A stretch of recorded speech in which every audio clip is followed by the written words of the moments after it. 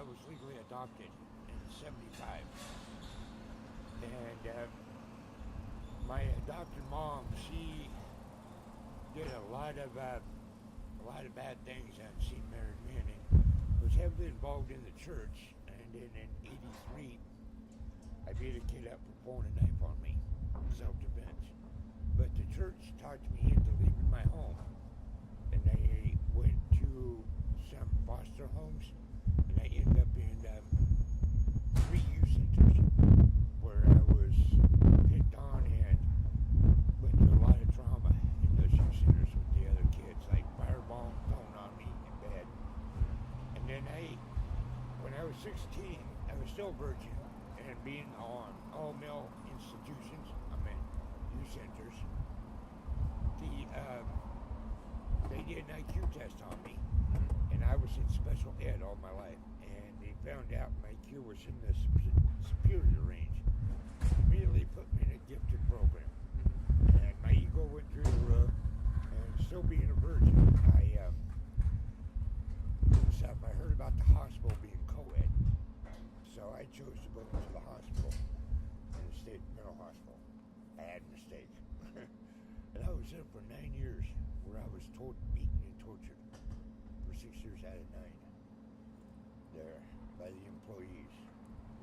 I was tied down 4-point restraints for 3.5 weeks straight. I had a licensed mental health technician use keys like brass knuckles on my face.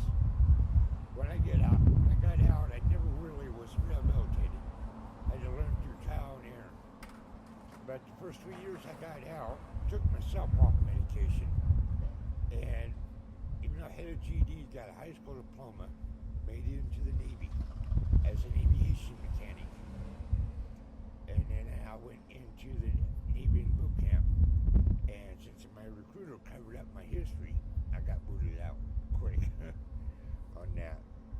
And then I went back to Kansas and ended up in Topeka, and I found this redhead that I just fell head over heels, and that was actually the death of me in Oregon, literally, when she rode my car and got thrown 30 feet from my car. And I actually watched them break my own sternum. I had fractured my back and severed the artery in my temple in half for over 2 hours. So after that, I still chased after her for a couple more months, and she's the one that got me involved in drugs, and also because of the car wreck. And then when I was helped build Camp Coyote in Olympia, the homeless camp there, we went on over to, before that we was in Spokane, but then we went to Camp Coyote, and that's when we broke up because she went with a major criminal, and I haven't seen her since. And I ended up going back down to California to try to get a hold of my biological dad, which 30 years my family kept it from me about my birth. My mom's legal husband, that was a stuntman in Hollywood. And because he was a stuntman, he had the affiliation with the other movie stars. And when he was a stuntman, there's a guy named Nick Nolte that his brother or uncle was started the Stuntman Association in Hollywood. So that's how I calculated some of the information on when he was a stuntman and my mom being married to him. She had the affiliation with the other movie stars, such as Nick Nolte. And they probably went over to a lot of parties in '69, and she went over to one of Nick Nolte's parties and got messed up and had an affair in the area. Yeah. And since my mom was pregnant because of the affair, he divorced her. And she couldn't raise 3 kids by herself in California, so she moved to Kansas to have me. Because her mom, Carmen Lund, was the richest woman in Jewell County. She got her riches being the founder of the Lund Real Estate in Beverly Hills. And my mom's legal husband, William Blake, or A.K. William Blake, or Louis Edward Prince, he was the founder of the Blake Foundation,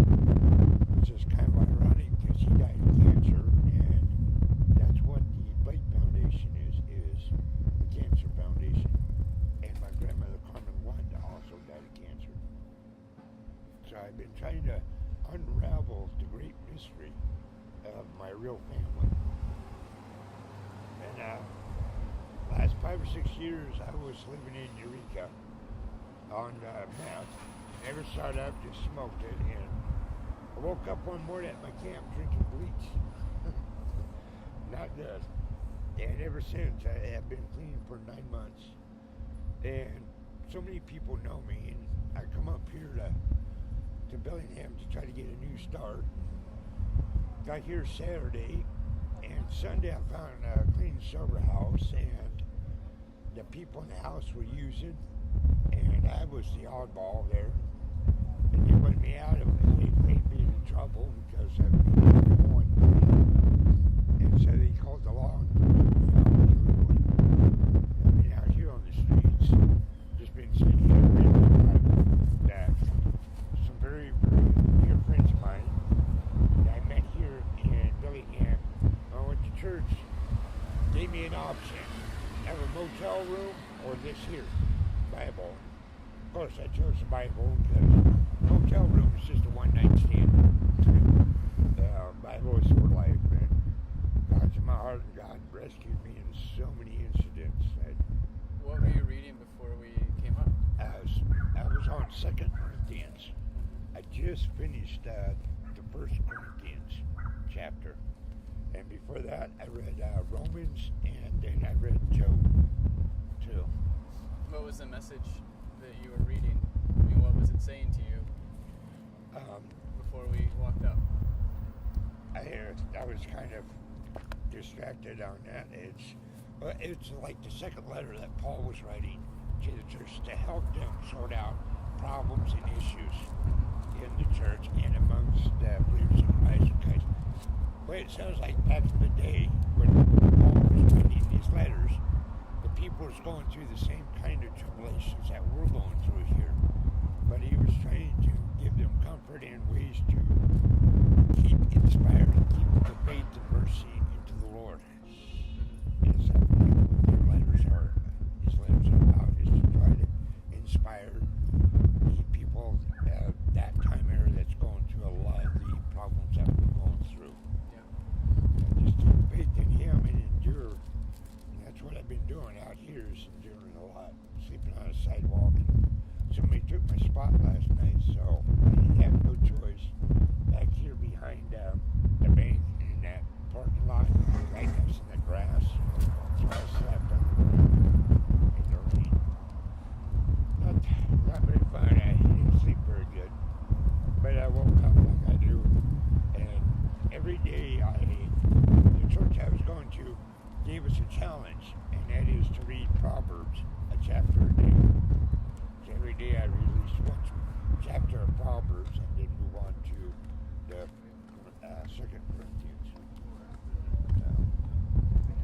It's been cold, and now when I sleep tonight, I gotta sleep in a wet sleeping bag. But and I just pray to the Lord and do what I need to do to try to strive and keep my faith in Him. You know, and if I'm hungry or something like that, I just pray to the Lord about it. Just like fasting. But one thing I made a vow not to do again is to panhandle or hold a sign. Just can't do that. But I can try to give encouragement to the people. Let them know to hang on no matter what. Yeah. Captain Bill. And I live on a boat down at the marina. And I just got cancer, voodoo. I'm 68 years old. I'm a Vietnam vet. And all of a sudden, I'm home. Are you guys from like I got $2,500 a month. And I smoke crack. And I'm in love with a big fucking black bitch. How long have you smoked? 8 years. 8 years. And I'm trying to sober up. My boat is locked up, padlocked. Oh! Do you want to be on TV? Do you want to be... so I don't know what I'm going to do. But you're like 28, 25. I am an honorably discharged Vietnam veteran being thrown out in the streets. And it's all because of me. I choose this. I came home.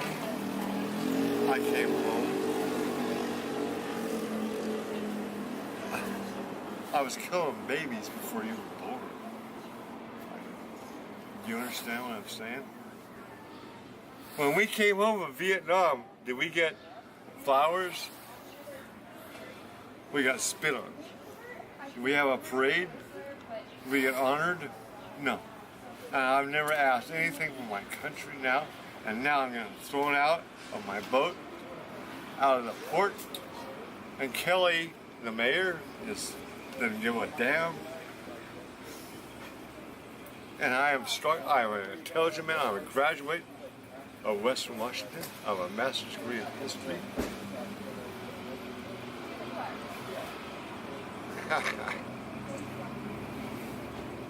I just don't think. And I'm playing chess with a man here. What's your name?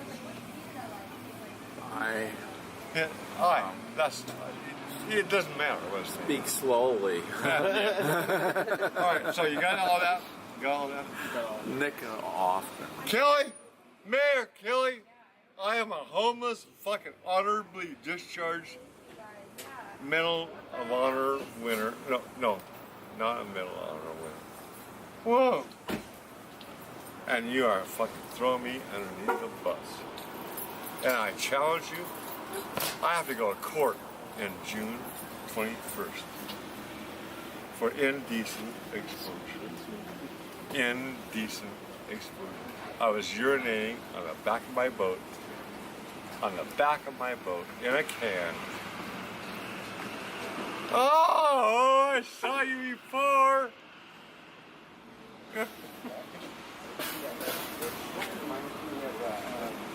And I got a ticket for indecent exposure.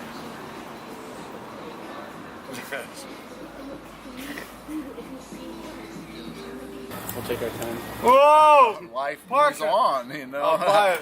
Yeah. I think, Where? um, I'll buy it. Whatever you got there, I'm gonna buy it.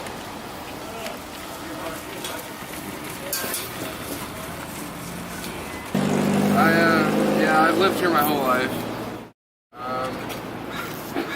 It's not a terrible place. It's really it's a good place to be homeless, actually. Why? You get taken care of in Bellingham, even if that's not a prominent thing here. Like, there's a lot of food programs, there's a lot of housing opportunities, there's a lot of places that'll just give you free shit. And it's kind of a safe haven. Right now, her and I are saving up to buy my great-grandpa's truck off him so we can throw a mattress in the back and go traveling. And, yeah. Sorry, this cigarette's taking me a second. Oh. You guys recording for like a documentary or just... Yeah.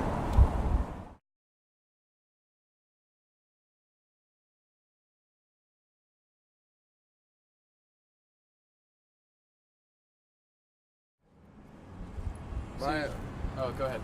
No, it's good. Okay, I was gonna ask about your necklaces. You each have stones on your neck. Yeah, we made these ourselves. We found this weird looking rock down by the railroad tracks, and I thought it looked like a piece of garbage, like just a shit rock. So I threw it, and it broke open, and this is what it all looked like on the inside. And we were like, man, this will make cool necklaces. So I made mine, she made hers, and we made one for our friend too. So He never wears it though. yeah, no, he doesn't deserve it.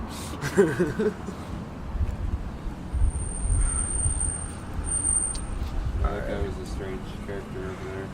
Yeah, you get a lot of interesting people in Bellingham. There was this one guy that was standing there for like an hour, and he was like I guess probably like 70 years old, but super gay, and he's like, my ovaries are numb, but my uterus is killing me.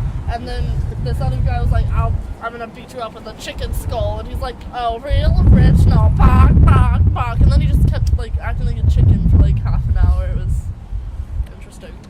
Yeah. So you want me to sing? Yeah, man. Oh, alright.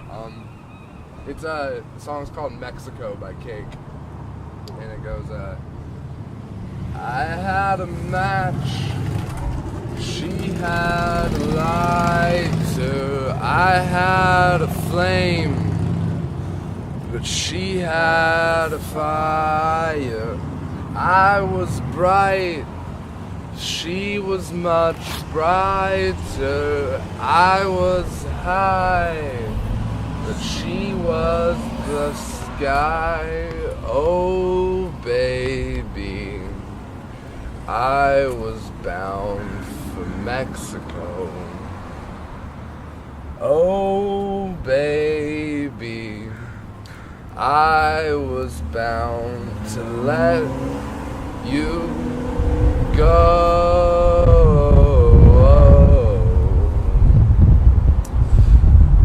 I don't know much about Cinco de Mayo. I'm never sure what it's all about, but I say I want you, and you don't believe me. You say you want me, but I have my doubts. Oh baby, I was bound for Mexico. Yeah, it goes something like that. Probably butchered it, but I don't know one that well. First we're going up to Alaska for the 4th of July. It's where she's from, and there's a festival up there that we were planning on seeing. And then we're gonna go down to Cali. We've got a couple job opportunities there, making not bad money. We're gonna chill there for a bit, make enough money to be able to just go do whatever the hell we want. Yeah. Well, I wish you the best of luck. I appreciate that. What's your name? My name's Carl. I'm Gage. Nice to meet you. I'm Charity. What's that, sorry? Aaron. Gage. Charity. Nice to meet you. Nice to meet you. Yeah, good luck. Thank you. Thanks for sharing your time with us. and No your song. problem. You also. Have a good one. Yeah, bye.